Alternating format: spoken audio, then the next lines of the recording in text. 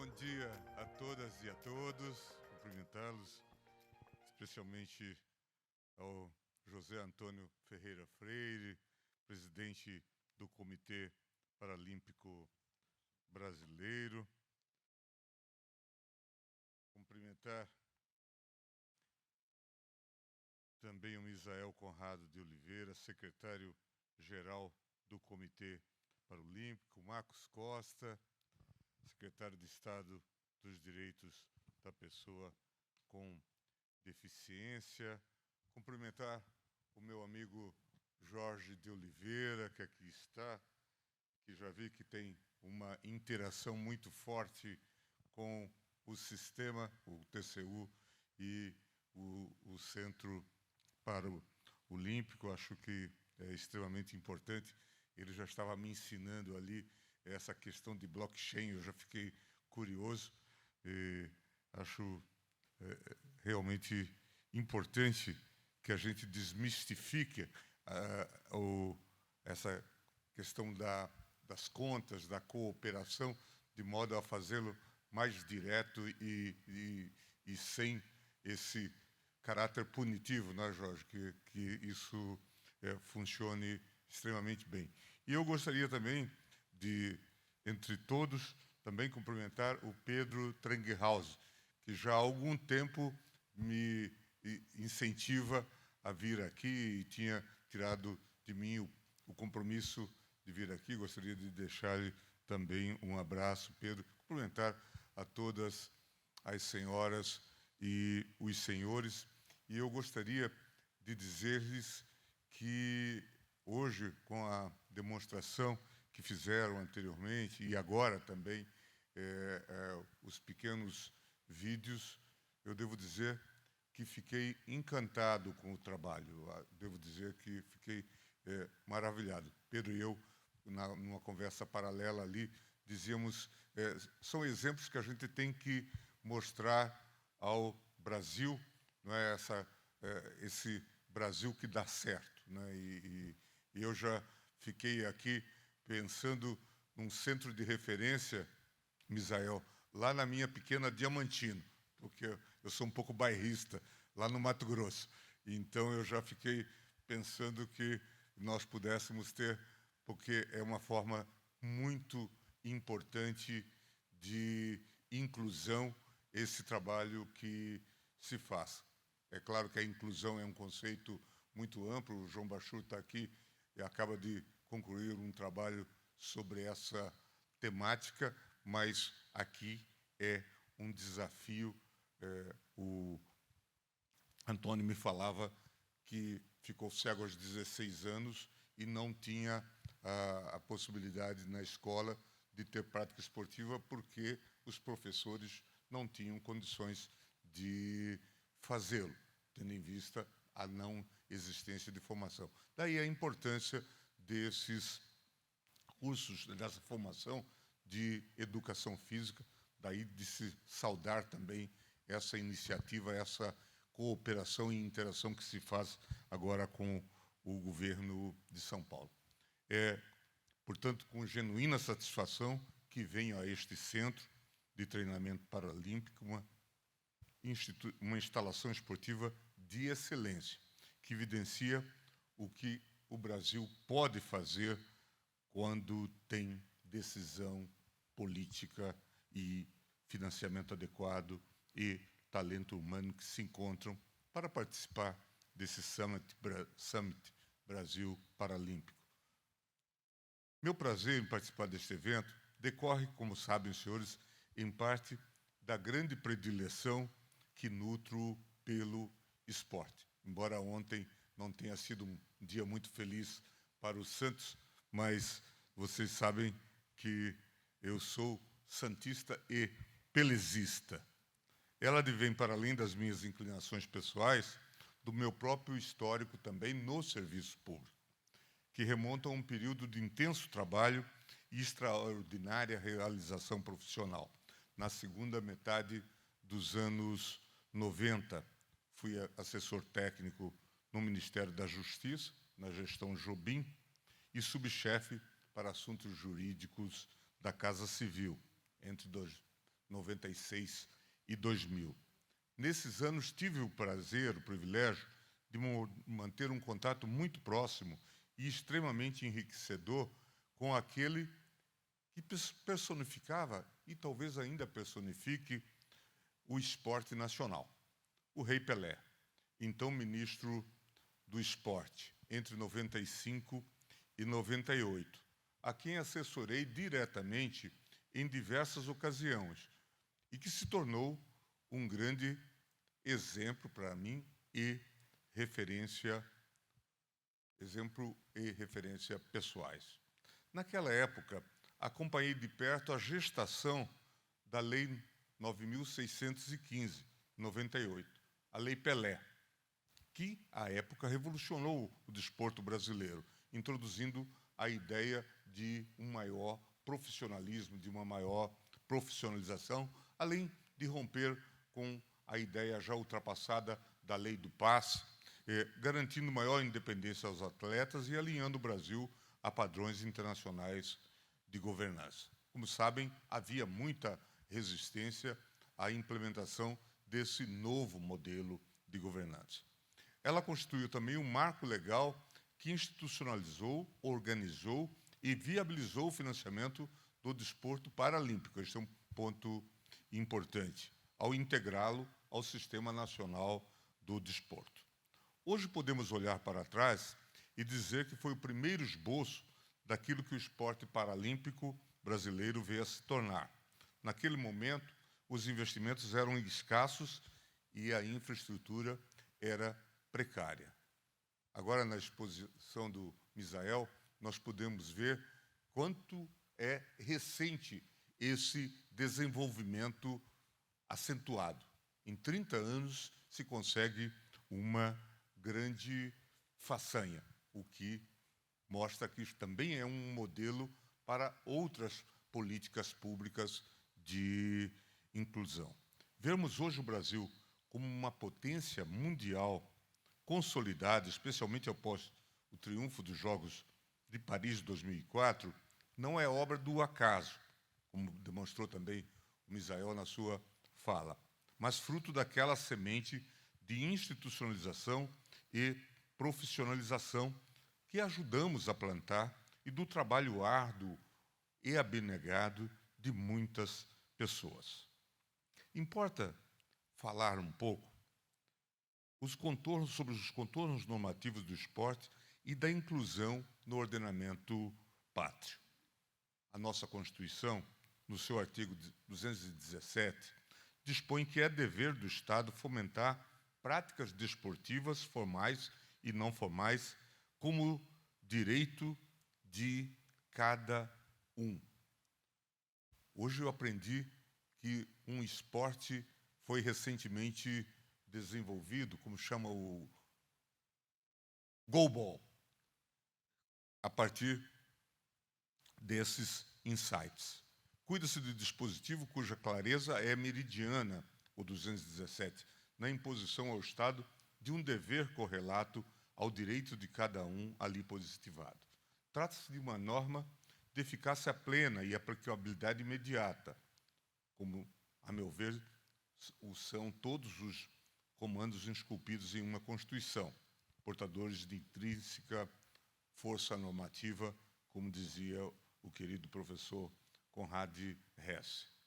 Essa é uma compreensão sobre a hermenêutica dos direitos fundamentais que mantenho e defendo há muitos anos, a de que as teorias sobre as pretensas aplicabilidades ou aplicabilidade diferida das normas constitucionais carecem de critérios seguros e balizas objetivas e acabam por criar a subversão na estrutura hierárquica do ordenamento jurídico ao dar mais importância à regulamentação infraconstitucional do que à própria norma constitucional. O esporte, e em especial o esporte paralímpico, se enquadra exatamente nessa condição. Ele é um instrumento da construção individual, de inserção social e de realização cidadã, e por isso paira acima das conveniências políticas de ocasião. Os colegas aqui do Centro Paralímpico me chamavam a atenção sobre a construção, a consecução deste projeto, que envolveu esforços políticos de governos de diferente orientação partidária, no mesmo momento que cooperaram para que esse projeto tivesse a sua execução, a sua consecução efetuada. A inclusão das pessoas com deficiência está também contemplada pelos Objetivos Fundamentais da Constituição de 88, consagrados em seu artigo 3º, de construir uma sociedade livre, justa e solidária, erradicar a marginalização e promover o bem de todos, sem preconceitos de origem, raça, sexo, cor, idade e quaisquer outras formas de discriminação. O direito constitucional à igualdade, que se espraia para muito além da mera igualdade formal, conduz à necessária perseguição pelo poder público da inclusão como forma de concretização de igualdade material.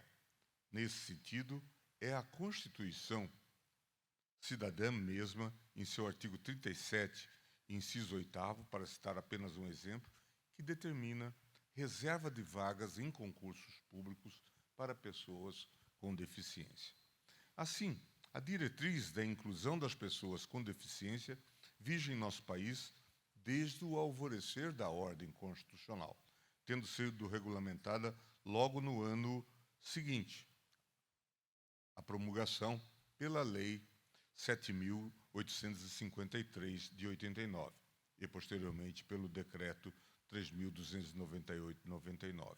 Esses diplomas legais, junto a outros, com destaque para as leis 10.048, 10.098 de 2000, que tratam da acessibilidade, já nos colocavam em sintonia com o ideário que haveria de inspirar a Convenção Internacional sobre os Direitos das Pessoas com Deficiência de 2006. Assinada em 2007 e promulgada pelo Decreto 6.949, a Convenção de Nova York, como também é conhecida, foi aprovada no Congresso Nacional, e esse é um ponto importante, pelo rito qualificado do artigo 5º, parágrafo 3º da Constituição, o que lhe confere o status de emenda constitucional, ou a força de emenda constitucional, a compor o nosso chamado bloco de constitucionalidade.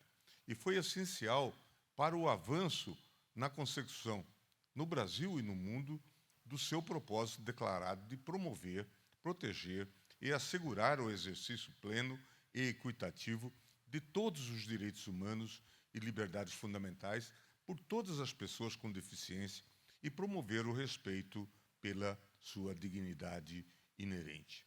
No âmbito infraconstitucional, ela embasou a Lei Brasileira de Inclusão da Pessoa com Deficiência, o chamado Estatuto da Pessoa com Deficiência, Lei 13.146, que, dentre diversas conquistas, estabeleceu, em seu artigo 42, que a pessoa com deficiência tem direito à cultura, ao esporte, ao turismo e ao lazer, em igualdade de oportunidades com as demais pessoas.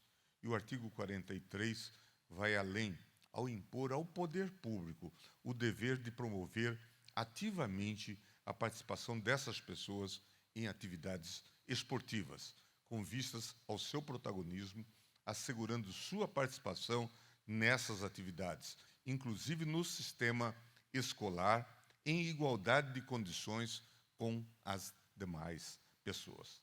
Temos, portanto, um edifício normativo robusto, com assento constitucional a amparar a inclusão de pessoa com deficiência e o esporte paralímpico no nosso país. A inclusão no esporte e pelo esporte deve ser trabalhada em várias frentes. A primeira é a inclusão de base, garantir que crianças e jovens com deficiência tenham acesso à educação física adaptada em clubes, escolinhas e, de modo muito especial, nas escolas. É muito importante integrar o esporte paralímpico à política de educação física escolar, pois a escola, além do maior campo de detecção de talentos, é o alvo mais estratégico para a transformação social. Eu percebi na exposição feita pelo Misael a questão da estratégia para a obtenção de modelos mais bem-sucedidos nas disputas das Olimpíadas ou das Paralimpíadas, que é a ideia de detectar esses talentos fora das vias normais dos clubes, portanto, ter aparatos que envolvam a detecção desses talentos de alguma forma, de maneira mais direta. E agora se percebe que com este consórcio, com a educação física nas escolas, se estabelece uma via, vamos chamar assim, normal, mais célere para essa identificação. Segundo ponto, a segunda, já no contexto do alto rendimento, deve buscar assegurar ao atleta paralímpico as mesmas condições técnicas, médicas e financeiras que tem o atleta olímpico. E a terceira frente é a da necessária visibilização da pauta e disseminação de uma cultura da inclusão por meio do esporte. O movimento paralímpico é, e pode ser ainda mais, um formidável vetor de mudança cultural. Com a crescente presença em estádios e arenas e o aumento da audiência a transmissões televisivas, a sociedade brasileira aprimorará sua compreensão de que a deficiência não é uma limitação, mas expressão da diversidade e singularidade humanas. Não obstante a lógica adotada pelo nosso ordenamento, uma armadilha conceitual que historicamente desvirtua o olhar para a inclusão é a tendência a tratar as pessoas com deficiência como objetos de proteção e não como sujeitos de direitos. Essa visão assistencialista, que vê a pessoa com deficiência como destinatária de filantropia, não como titular de direitos subjetivos, marcou por séculos a legislação e as políticas públicas em todo o mundo. Ela começou a ser rompida com o advento do modelo social da deficiência, adotada pela Convenção da ONU e pela Lei Brasileira de Inclusão, que desloca o foco da incapacidade individual para as barreiras sociais. A deficiência não está, segundo essa concepção, no corpo da pessoa, está na comunicação oral que exclui quem é surdo, na ausência de tecnologia assistiva que marginaliza quem tem limitação visual, nas escadas e no meio-fio que impedem o acesso de quem usa cadeira de rodas. Remover essas barreiras é uma obrigação do Estado, tanto quanto é, se me permitem a comparação, a retirada de uma obstrução na via pública que esteja impedindo o direito das pessoas à livre circulação. No campo do esporte, essa mudança de paradigma é acentuadamente sentida. A garantia de acesso ao paradesporto não é uma benesse, mas um direito que decorre do dever constitucional do Estado de fomentar práticas desportivas formais e não formais como direito de todos, porque todos incluem, como é óbvio, as pessoas com deficiência. Assim também o atleta paralímpico não é alguém a quem se concede competir por altruísmo, apesar da deficiência. Ele é um esportista de alto rendimento, que por dominar tecnicamente sua modalidade, faz jus, como qualquer outro atleta de elite, a estrutura de treinamento, suporte médico, financiamento adequado e reconhecimento profissional. Agora, algumas poucas palavras sobre a jurisprudência do Supremo sobre inclusão. O Supremo vem atuando com bastante assertividade e consistência na construção de uma jurisprudência robusta de inclusão. Citarei alguns julgados marcantes. Em 2000, 2016, na ADIM 5357, foi declarado constitucional o artigo 28, parágrafo 1º, da Lei Brasileira de Inclusão, que obriga as escolas particulares a inserir pessoas com deficiência no ensino regular, sem repassar os custos às mensalidades. O acordo se baseou na principal compreensão de que a inclusão é imperativo constitucional e que, portanto, o argumento da liberdade econômica não lhe pode ser oposto. Em 2020, no bojo da ADIM 5452, a Corte manteve a validade do dispositivo da Lei Brasileira de Inclusão, que exige o quantitativo mínimo de 5% dos veículos das frotas de locadoras de veículos adaptados para as pessoas com deficiência. Com o julgamento da ADIM 5583 em 2021, reconhecemos que o sistema tributário também deve ser o vetor de inclusão. O Pleno assentou que o trabalhador com deficiência, ainda que maior de 21 anos e apto ao trabalho, mantém a condição de dependente para fins de dedução de imposto de renda, desde que sua remuneração não exceda as deduções autorizadas por lei. E já no julgamento da ADIM 6476, em 2022, o Supremo afastou interpretações restritivas que pretendiam aniquilar o direito à adaptação razoável para candidatos com deficiência em exames de aptidão física de concursos públicos. Foi tido por inconstitucional, por flagrante violação à isonomia, submeter candidatos com deficiência aos exatos critérios aplicados aos demais, salvo se a exigência for intrínseca ao exercício do cargo. Esses são apenas alguns exemplos que evidenciam o compromisso do Supremo Tribunal Federal com a pauta da inclusão das pessoas com deficiência, que nada mais é, como já vimos, de um compromisso da própria Constituição. Duas palavras sobre o financiamento do esporte paralímpico. Aqui, como já foi mencionado, o financiamento do esporte paralímpico é também um dever do Estado. Não há inclusão sem recurso. Não há direito fundamental, moralmente dentro dos sociais, execuível, sem a correspondente dotação orçamentária ou mecanismo de custeio. Nesse sentido, a Lei Agnello Piva, a Lei 10.264, representa um divisor de águas no financiamento do esporte brasileiro, ao determinar a destinação de 2% da arrecadação bruta das loterias federais ao COB e ao CPB. O legislador deu concretude às intenções da Lei Pelé, ao criar uma fonte estável e previsível de recursos, mediante um fundo de dotação permanente para o esporte de alto rendimento. Mas a divisão originária, que alocava 85% para o Comitê Olímpico e apenas 15% para o Comitê Paralímpico, refletia um desequilíbrio histórico de investimento e visibilidade entre o esporte olímpico e o paralímpico. A correção veio com a Lei Brasileira de Inclusão, em 2015.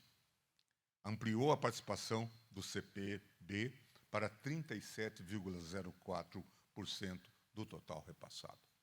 A Lei de Incentivo ao Esporte, Lei 11.438 de 2006, inspirada no modelo da Lei Rouanet para a Cultura, veio para permitir que pessoas físicas e jurídicas deduzam do imposto de renda valores destinados a projetos esportivos, constituindo um fundamental mecanismo de financiamento indireto via renúncia fiscal.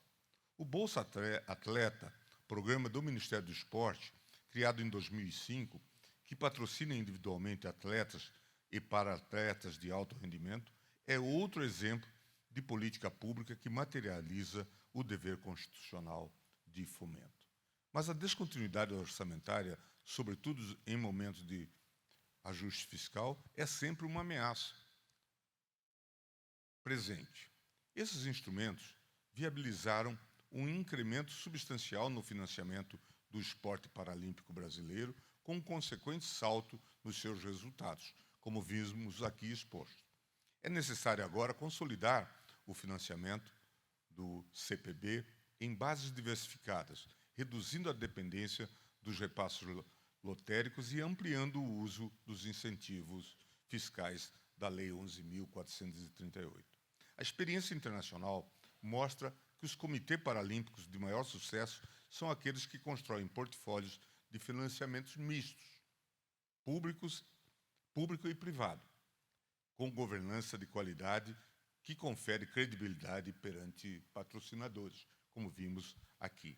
O Comitê Paralímpico Brasileiro, nesse sentido, exibe uma progressiva profissionalização na sua gestão, o que foi decisivo para o sucesso nas Paralimpíadas de Paris 2024. E é esse o caminho que devemos continuar trilhando.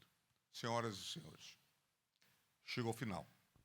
Nelson Mandela, cuja notável estratégia de utilização do esporte como arma para unir a nação sul-africana, dilacerada pela divisão racial, afirmou que o esporte tem o poder de mudar o mundo, tem o poder de inspirar, tem o poder de unir as pessoas de um jeito que poucas coisas conseguem. Dizia ele isso com grande acerto a propósito do esporte em geral. Com quanto mais ênfase podemos afiançar o potencial transformador do paradesporto a nível do indivíduo, sociedade e humanidade. É difícil descrever o impacto da experiência de assistir a um atleta paralímpico cruzar a linha de chegada. Suas lágrimas parecem revelar a inexcedível exultação da vitória, não apenas sobre adversários, mas sobre todas as adversidades que a vida, sobretudo pelas mãos da sociedade, colocou em seu caminho. Direito entra aqui, conforme seu histórico papel civilizatório, precisamente para transformar a sociedade, que dialeticamente também o informa e transforma, fazendo dela mais justa, igualitária e inclusiva. Para tanto, o paradesporto cumpre papel essencial, porque exemplar, pedagógico, devendo, por isso, receber tratamento prioritário. Por óbvio, não é o direito que cria os campeões. Isso é obra do talento, do sacrifício, da determinação. Mas é o direito que cria as condições para que esses campeões existam, que garante o acesso, que financia as instalações, que provê o sustento e que assegura a visibilização da superação. O sentido mais profundo do direito desportivo paralímpico reside na inclusão como realização plena da dignidade humana. Concluo reafirmando que a inclusão não é concessão, não é generosidade do Estado ou benevolência da sociedade. É obrigação jurídica de hierarquia constitucional. É imperativo moral de uma democracia que se pretende digna desse nome e é um dos mais promissores investimentos que um país pode fazer no seu capital humano. É difícil achar no mundo outros países que tenham feito investimento público proporcionalmente tão robusto no esporte paralímpico em relação ao olímpico quanto o Brasil. Essa é uma lição de grandeza que damos ao mundo. Quando a maioria das nações ainda trata o esporte paralímpico como apêndice do esporte olímpico, o Brasil, com todas as suas limitações orçamentárias, com todas as suas urgências sociais, decidiu que a inclusão não seria retórica, mas política de Estado. É certo que ainda temos muito a melhorar, mas o 5º lugar em Paris, em 2024, mais do que uma vitória, é a demonstração de que um país pode escolher a dignidade como vetor de priorização de recursos públicos. É prova de que a inclusão e igualdade material não são utopias, mas orçamento bem aplicado, estrutura construída e talento reconhecido e fomentado. É a confirmação de que estamos no âmbito da inclusão pelo esporte, em patamar civilizatório que honra a Constituição de 88 e que serve de exemplo ao Brasil. Devo lhes dizer que fiquei extremamente feliz de fazer essa visita aqui ao Comitê Paralímpico Brasileiro, a este centro. Certamente vou ser um defensor, eu já o era, mas vou ser um defensor mais enfático dessa iniciativa e certamente serei um propagandista, um difusor do trabalho dos senhores, que é extremamente meritório, pelo que eles fazem pelo esporte e pelo que fazem em termos de inclusão social em geral. Muito obrigado.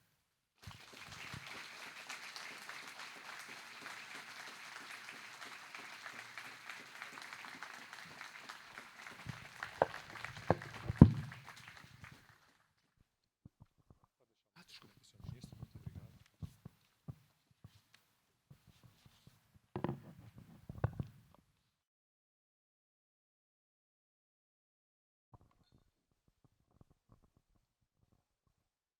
Ministro Gilmar Mendes, gostaríamos de agradecer a sua presença aqui no Centro de Treinamento Paralímpico e sua valiosa contribuição a este debate que reafirma o papel central do direito na consolidação e no fortalecimento do movimento paralímpico no Brasil.